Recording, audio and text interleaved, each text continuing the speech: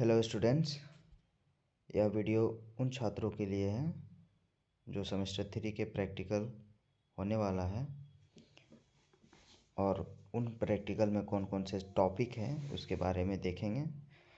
इस बार जो प्रैक्टिकल होगा वह दो प्रकार से होगा। पहला प्रैक्टिकल में ये फाइल बनाना है जो जनरली जो बना के लाते थे बड़े वाले, और दूसरा है विलेज सर्वे का। जो विलेज सर्वे में है वो छात्र जो छात्र अपने अपने विलेज ले सकते हैं या फिर बता दिया जाएगा कौन से विलेज में सर्वे करना है और उस सर्वे में क्या क्या लिखना है। उससे पहले हम लोग जो प्रैक्टिकल है उसको देख लेते हैं कि इसमें टॉपिक क्या है। विलेज सर्वे के लिए अगले बार बता दिया जाएगा। तो इसमें जो है पहला है plane table survey. Plane table survey में जितने भी इक्विपमेंट का यूज़ किया गया है उसमें यह भी लिखा गया है। बस प्रैक्टिकल का पहला काम यह है कि जो रूलिंग पेज है, रूलिंग पेज में जितने भी लिखने का कार्य होगा और जो हमारे वाइट पेज होगा उस पेज में हम लोग क्या करेंगे, यह जो ड्रॉ का काम है वह वाइट पेज में करेंगे। तो आज ये हम लोग पहले सीख लेते हैं कि पहले क्या क्या लिखना है, कौन कौन सा टॉपिक है। शुरुआत प्लेन टेबल सर्वे से होगा। प्लेन टेबल सर्वे का परिचय देना होगा। परिचय के बाद आप उसका इक्विपमेंट जो यूज करेंगे उसके बारे में देंगे, ठीक है। फिर प्लेन टेबल सर्वे में जो इक्विपमेंट यूज किए हैं उसके बारे में दो वर्ड लिखना है, ठीक है। प्लेन टेबल सर्वे जो होता है वो जनरली दो प्रकार का होता है, आगे हम लोग देखेंगे। और वो दोनों प्रकार का याद रखना होगा कि कौन कौन से प्लेन टेबल सर्वे होता है। जनरली होता है और टाइप से भी होते हैं, लेकिन हम लोग जो प्रैक्टिकल में दिया गया है, हम लोग का प्रैक्टिकल में सिलेबस जो है वो दो प्रकार से पढ़ना है, ठीक है।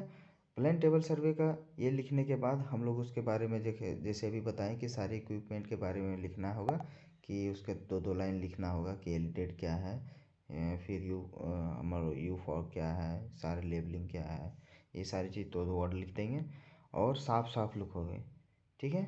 उसके बाद हम लोग देखेंगे प्लेन टेबल सर्वे करने का विधि क्या क्या है, किस प्रकार से हम लोग उसका सर्वे करेंगे, यह जो है उसको फिर तीसरा पेज में यह इसका विश्लेषण करके लिखना है। उसके बाद हम लोग आगे पढ़ेंगे। आगे जो हम लोग लिखना है यह जो वाइट पेज में लिखा हुआ है, ज़रूरी नहीं वाइट पेज में लिखना है। ये जो प्लेन टेबल का जो विधि है यह हम रूलिंग पेज में लिखेंगे, ठीक है। विकर्ण विधि दो प्रकार से पढ़ना था हमको। पहला है रेडिएशन मेथड, यह विकर्ण विधि है। उसमें यह लिखना है कि यह किस प्रकार से अन्य जो टेबल सर्विंग है वह कैसे अलग डिफरेंस है यह, ठीक है। उसके बाद थोड़ा सा लिखने के बाद इसमें जो ड्रॉ करना है वह एकदम सटीक ऐसे ही ड्रॉ करोगे। ऊपर में हेडलाइन अच्छे से दोगे ताकि पता चले कि कौन सा या सर्वे है, ठीक है। यह हो गया रेडिएशन मेथड का विकर्ण विधि, ठीक है। आगे हम लोग दूसरा पढ़ेंगे प्लेन टेबल सर्वे में जो है प्रतिच्छेदन या तो इंटरसेक्शन जो होता है वह मेथड, उसके बारे में देखेंगे। इसके बारे में थोड़ा सा पढ़ लेंगे, जो लिखा हुआ है उसको आराम से देख लेंगे कि क्या क्या है। उसके बाद इसका भी जो ड्रॉ होगा वह डिफरेंट होगा, जो पहले हम लोग रेडिएशन मेथड पढ़े थे उसके बारे में। अभी समय का जो कम है, बहुत कम समय बचा हुआ है, उसके लिए जल्दी जल्दी से देख लोगे अपने से और जल्दी जल्दी से बना के रखोगे, ठीक है। इसलिए हम यह जो बता रहे हैं वह जल्दी जल्दी में बताते जा रहे हैं, ठीक है। अब ये है प्लेन टेबल सर्वे का इंटरसेक्शन मेथड। इसमें देखो जो ड्रॉ करोगे वह एकदम स्केल के साथ करोगे, ठीक है। स्केल इधर उधर नहीं होना चाहिए। और अगर किसी को भी अगर प्रॉब्लम होगा वह कॉलेज आओगे, कॉलेज में आके हमसे भेंट करोगे, ठीक है। मिलोगे, उसमें बताएंगे कि किस प्रकार से बनाना है। लिखने में तो प्रॉब्लम नहीं होना चाहिए, ड्रॉ करने में जो स्केल के साथ है उसमें प्रॉब्लम होगा, तो कॉलेज आओ, ठीक है। यह हुआ क्या हुआ इंटरसेक्शन मेथड। हम लोग दो मेथड पढ़ लिए, किसका, प्लेन टेबल सर्वे का, ठीक है। बस दो ही पढ़ना है और जब वाइवा में पूछा जाए तो उसके बारे में दो चार वर्ड बताना है, क्या कितने प्रकार के होते हैं ये सब बता देंगे, ठीक है। आगे हम लोग देखेंगे ओम्ब्रोथर्मिक जो ग्राफ है उसको उसके बारे में जानेंगे। यह वही ग्राफ है जिस प्रकार से क्लाइमेटिक ग्राफ होता है ना, हम लोग पढ़े थे ना, हैदर ग्राफ, क्लाइमेटिक ग्राफ, उसी के टाइप से है। बस इसमें से जो है हम लोग देखेंगे टेम्परेचर और रेनफॉल के बारे में बतलाता है, वो उसके बीच के रिलेशनशिप के बारे में ये बतलाता है। ठीक है, इसके बारे में ड्रॉ कर लेंगे, इसमें क्या क्या है उसके देख लेंगे।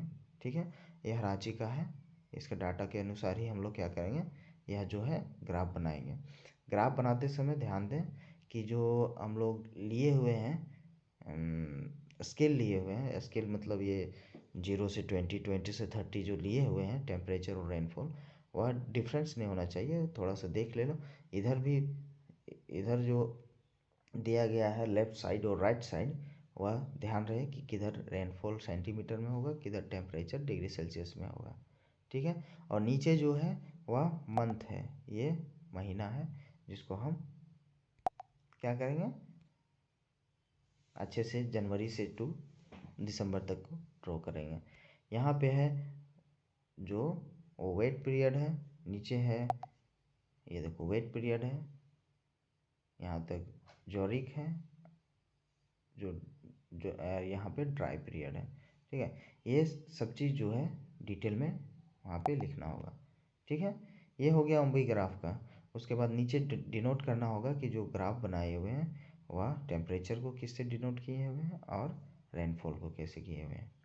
ठीक है, आगे हम लोग चलते हैं। आगे हम लोग फूड चेन के बारे में पढ़ेंगे। हम लोग जब भी पढ़े थे फूड चेन के बारे में, तो